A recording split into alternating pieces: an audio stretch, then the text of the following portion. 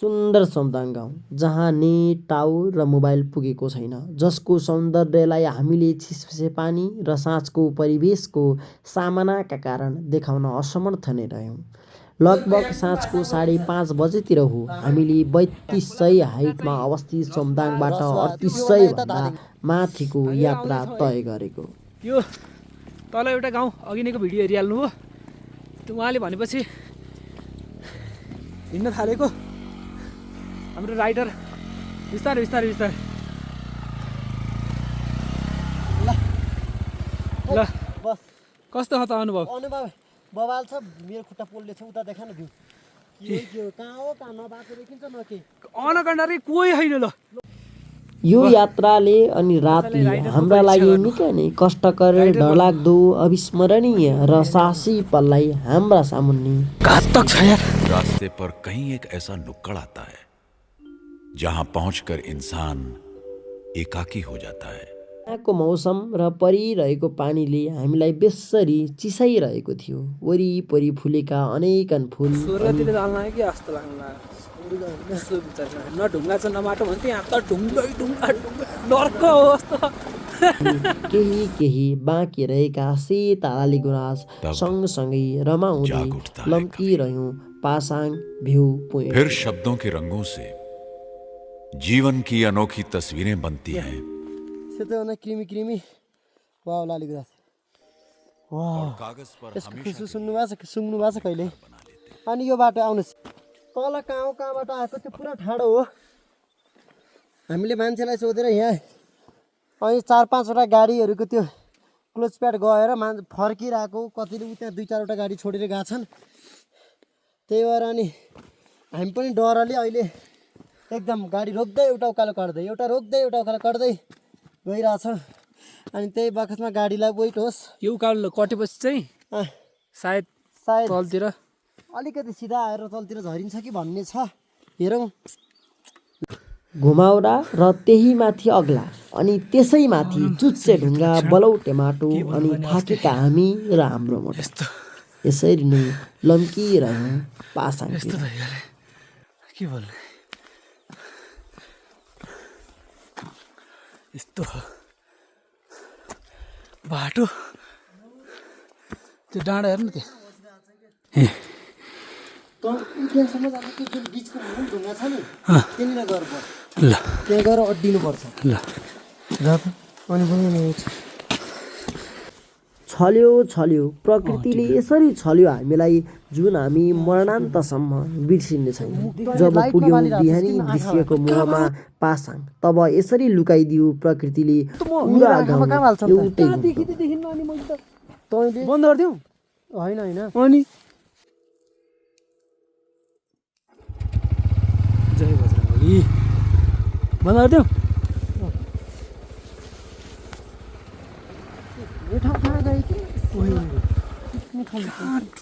र यो बाटोको चाहिँ वर्णन गर्न चाहिँ है, ल आज राइडरै हो यार। हजुरलाई म रोक्नु न, वहाँ गएर एउटा मेडल बनाएर राइडर उपाधि दिन्छु। राइडर हेर खुट्टा के भयो, यस्तो हुन्छ म हेरिसक्छु।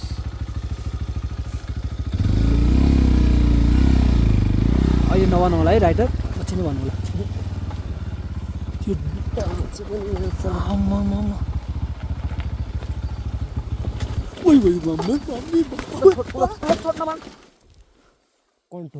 कन्ट्रोल खुट्टा हेर्नु यहाँ, क्लोज छोड्न भन्दैछु तर मेरो होस आफै छैन। थाहा त त्यही त होसै हुन्न भन्दै हुनुहुन्छ। अनि बिस्तारै बिस्तारै दाजु के गर्छस् के खुट्टा खस्यो क्या अब के तल बस्ने औलासँग गएको छ माधव। त के हुन्छ दाजु दाजु दाजु बाङ्गो बसेछस् के? ल ल ल ल त सिधा गर, डर लागिरहेको आफूलाई। अनि के गर्नु? त नोट राखे ल ल खसिहाल्छ झन् बाङ्गो। त यो खुट्टालाई टाइट गर, यताको देब्रेलाई चाहिँ दाहिनेलाई के यता ल यो ल ल टाइट छ है।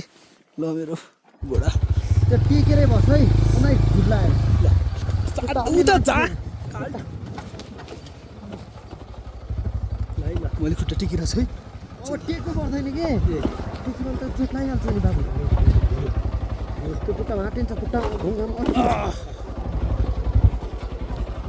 खुट्टा बिस्तारै चालु हातै काम गर्दैन यार अहिले गाली गऱ्यो भने म दुःख भनेपछि कहाँ दाइ यार हजुरले त हाने नि केही हुन्न यस्तो बाटोमा रिस उठ्यो भने हान्दै नै हुन्छ म अहिले त पटपुट हानेर पठाइदिन्थ्यो होला कोही पछाडि यस्तो बसेको थियो भने मनिकालाई त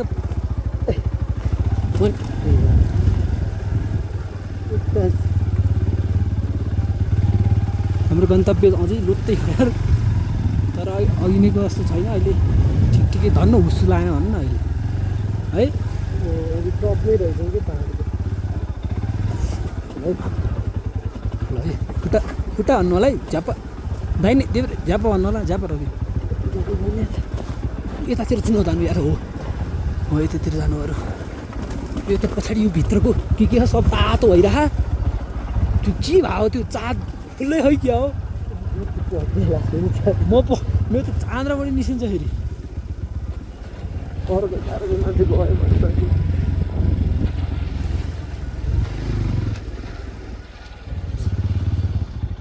त्यो किनारमा बसेर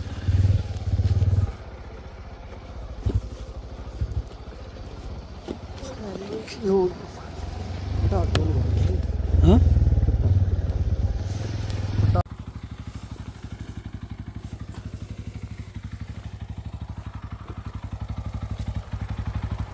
कुहिरो नै कुहिरो तर पनि बढिरह्यो लड्दै उड्दै रात बिसाउने वासस्थानको खोजी यो कालो रातले हामीलाई दिनसम्म कष्ट दियो तर भगवानले हात थामिरहनुभयो अनि सकुशल पुग्यौँ रुई भ्याली यो छिर्छ होइन पाइया 10 बजेतिर पाङ्ग्रा देखाउनुपर्छ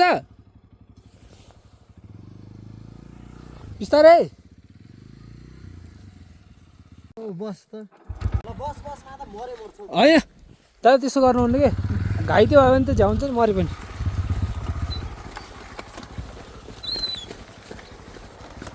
बिस्तारै है बिस्तारै गाइज हामी वास्तवमा भन्नुपर्दा बिचल्लियो कहाँ हो के हो केही थाहा होइन रातिको कति बजी थाहा ए 9:30 भइसक्यो